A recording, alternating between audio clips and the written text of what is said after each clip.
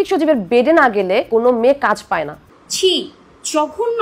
এটা সাথী বলেছে। এই মেয়েটা নিজেকে ভাইরাল হওয়ার নেশায় একদমই অন্ধ হয়ে গেছে। আমি নাকি ভিডিও কলে তার মানে সে কি করছে না করছে এইগুলা দেখিয়ে বেরিয়েছি।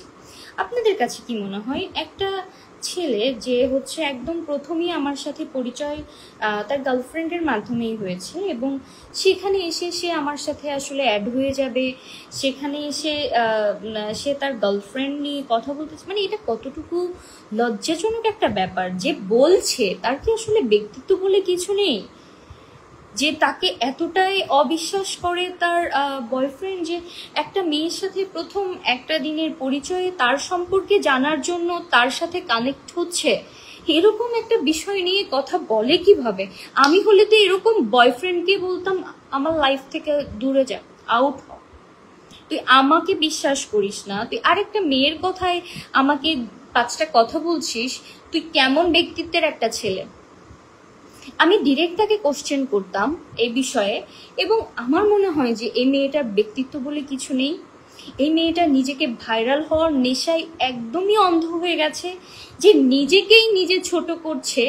এটা তার একদমই মনে হচ্ছে না যে একটা মেয়ে সে তার বয়ফ্রেন্ডকে ভিডিও কলে দেখাবে কি করছে না করছে, এটা ওপেন এসে ইন্টারভিউতে বলছে। তার ব্যক্তিত্ব বলে কি কিছু নাই? এরকম একটা ছেলের সাথে তুমি সম্পর্ক করো কেন মা? যে তোমাকে সম্মানই করতে জানে না, আরেকটা মেয়ের সাথে সে একদিনের পরিচয়ে ইনস্টাগ্রামে বা কোথাও অ্যাড হয়ে যায়।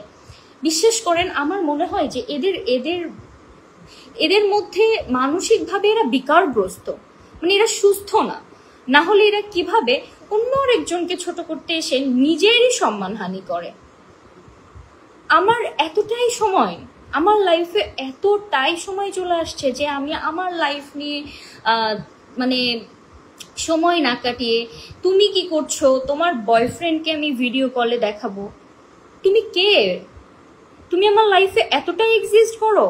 তোমাকে নিয়ে তো আমি কোথাও কোনোদিন কথা বলি নাই, তোমার নামও উল্লেখ করি না আজ পর্যন্ত আমি। আমার এসব ঘেন্না লাগে।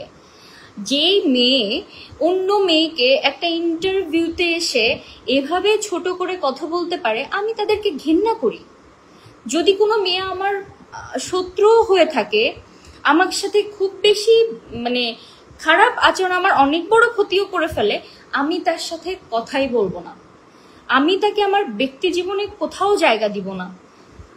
আমি তার সাথে ইন্টারভিউতে যে পাবলিক প্ল্যাটফর্মে কোনো ইন্টারভিউয়ে মানে আমাকে ছাড়া কথাই বলা যায় না, এরকম ব্যক্তিত্ব নিয়ে চলে তোমরা কি প্রমাণ করো আসলে?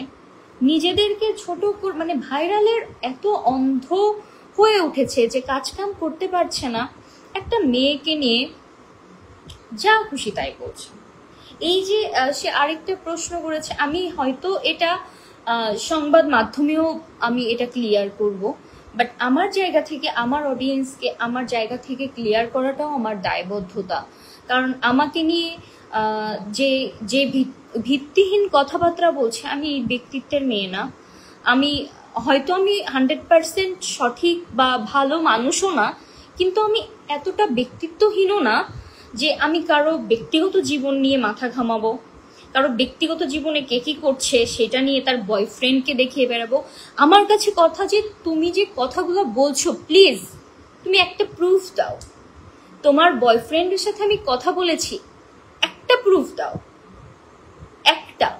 আমার লাইফে এত সময় না, তুমি অ্যাটেনশন নেওয়ার জন্য 10 বার আমার নাম, 10 বার নাম, হাজার বার আমার নাম নিয়েছো, কিন্তু আমি তোমাকে ঘেন্না করি, আমি তোমার নাম নিব না, ঠিক আছে?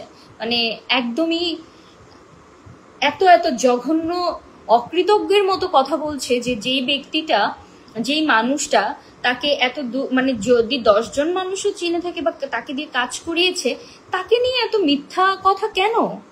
আমি বলবো যে আমি নাকি এরকম কথা বলেছি যে আর্থিক ভাইয়ের সাথে কেউ মানে আজকে এই প্রতিবেদনটা বেরিয়েছে, আর্থিক ভাইয়ের সাথে কেউ যদি আসলে বেড়ে না যায় সে নায়িকা হতে পারে না।